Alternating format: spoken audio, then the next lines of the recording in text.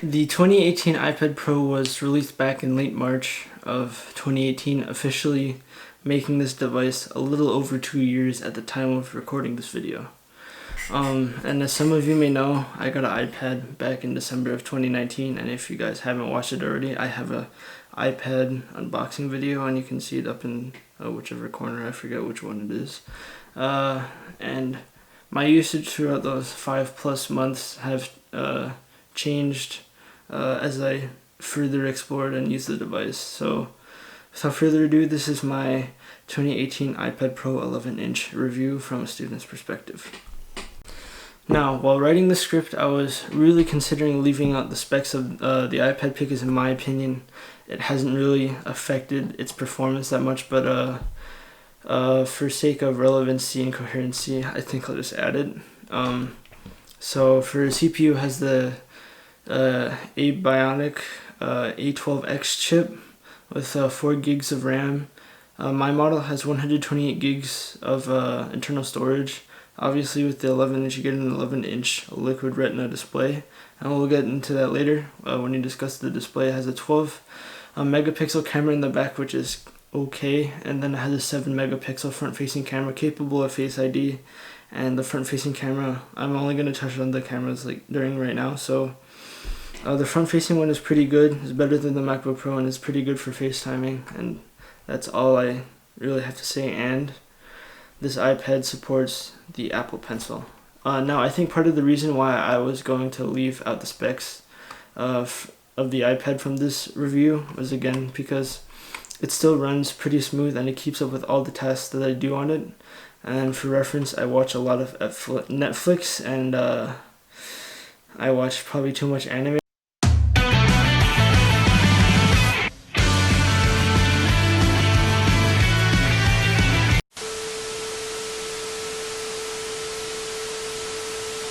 On it, as well as I handwrite my notes with the Apple Pencil, and I'll get into that later. I also type up documents, and including the script for this video, and occasionally I edit pictures via Lightroom. Now all of these tasks, with the specs that it has, with the A12X Bionic chip and the 4 gigs of RAM, it keeps up, and pretty much nothing has crashed during my 5 months of using it. Hasn't really slowed down. I haven't needed to reset the iPad, and it's just an all-around good performer of a device. Now, obviously, an important part of this device should be battery life. If it's aiming to replace a laptop that you're using, it should at least last as long as whatever laptop you were using prior. However, throughout my 5+ months of using this device, I've gotten somewhat mixed results for the battery life. So when I got the iPad, it was in December, and I had a band trip maybe a week after, and I have a vlog for that. If you guys wanna watch it, I'll put it in the corners again. So on the drive down to Orlando for the band trip, I was during the day, I was connected via Bluetooth for my headphones.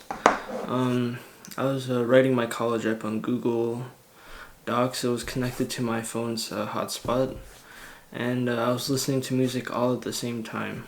And during this time, I was writing the college app for 2 hours, and I noticed it dropped 10% an hour, which in my eyes is kind of concerning, because pretty much in 10 hours, which albeit is still pretty long, it's slightly concerning that the battery life is dropping about 10% an hour, which is, I don't know, I find that somewhat concerning.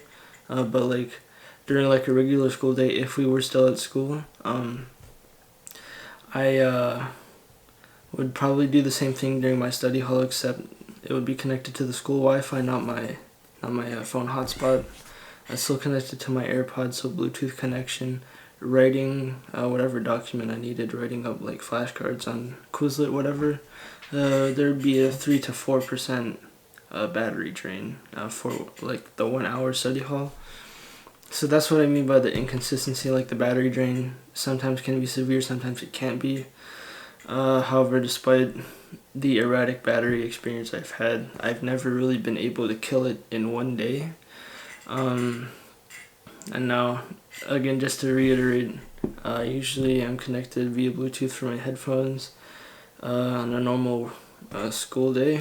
I'm probably working 3, 4, 5 hours on my iPad, writing down notes, going on Google Docs, creating Quizlet cards, and I'm usually watching my anime or Netflix.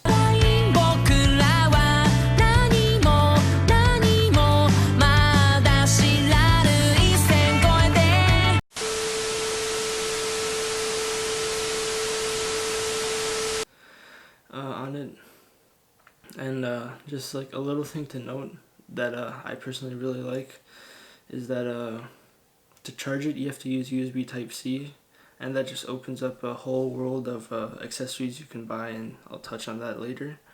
And the iPad, it comes with an 18-watt charger, a USB-C cable, and I'd say it charges it at like a medium speed. It doesn't really charge it too fast, but it's also not too slow, if that makes any sense. Alright, now let's talk about the display of the iPad. Now for me, it would be an understatement to say I was disappointed to find that the display technology was LED instead of OLED. Now, I guess this is partially because like OLED is trickling down into cheaper phones. Like, I know it was like pretty much more than a year later, but the OnePlus 7, the one that released in Europe, the OnePlus 7 Pro and the OnePlus 7T all had OLED. And seeing an $800 plus tablet not have OLED kind of just didn't make any sense to me. But then again, this is Apple we're talking about. They still have Lightning, and they took away the headphone jack. So I guess it's to be expected. However, I will say that the viewing experience is fine. Images appear sharp on the 2388 by 1668 display, so it's a bit higher. I'd say around 600 pixels more than 1080p. But in my opinion, I think Apple redeems itself from using LCD with its ProMotion or 120Hz display. Now with the recent emergence of high refresh screens in phones, especially this year, and like even my monitors are 144 Hz. It was kind of nice to see that even back in 2018, Apple was thinking about having a high refresh rate in something like a tablet, and this probably attributes to part of the feeling that or how do I say this? Like the silky smoothness of the OS and how it operates, and it probably helps the Apple Pencil with the inputs. Now, as a student, I opted to get the Apple Pencil, as personally I learn better when my notes are physically written down instead of typing. Like when I type, I write everything down verbatim, whatever the teacher's saying or whatever's on the slide, because I type pretty fast. However, the writing experience with the Apple Pencil is amazing, and it unironically feels like you're writing on paper. However, what added to this experience was the paper-like screen protector. Now, all jokes aside, when I got the iPad, I was writing on the glass, and it just didn't quite feel right. Like, it was just on the glass, so like, I don't know, it felt good, but not 100% correct. And I think the matte texture of the screen protector adds to the whole writing experience and makes it a lot better. Now, before we continue with this video, I'd like to thank our sponsor, Paperlike. Now, if you don't know what Paperlike is, it's essentially a screen protector. Here, it is essentially a screen protector that provides like an overall matte finish to help protect the display. Now, part of the iPad experience nowadays, I think, is the accessories that you buy for it. Now, for me personally, I have two cases. Here, let me get my iPad. So first of all, the first case I have is this Apple Folio type keyboard. So like if I want to like type up documents, and like I even typed up the script here on this iPad. This is the one for the 2020 iPad. I got it off Amazon for I think $100. But the second one that I have is like this cheapo magnetic kind of like trifold thing. It has like a magnet system here, so you can kind of like lay it down and write with it. So that case I primarily use for, and I primarily recommend if you just want to write with it, and if you don't want to type, that's the case that I recommend you guys get. Now I do know the Magic Keyboard case came out, but for me personally, it's not worth it. It's like $300 for the 11-inch, and that's just way too much for a case. Now, as I mentioned before, the USB-C opens up a whole new, accessory world for it. So you can get like, you can get docks with like an SD card reader, you can get an HDMI with an HDMI connector, you can connect it to an external display, USB-A ports, so you can connect, any keyboard or mouse that you want, and just pretty much make it like a mini laptop essentially. And now obviously, as I mentioned before, you have the Paperlike screen protector and the Apple Pencil as part of the accessory ecosystem. And let me know down in the comments if you'd like a review of my accessories that I have. I have a couple typing cases, that one only folding case, and then the Apple typing folio case. Now, throughout my 5+ months of using this device, I definitely think that it is a good device, especially for students if you have the money.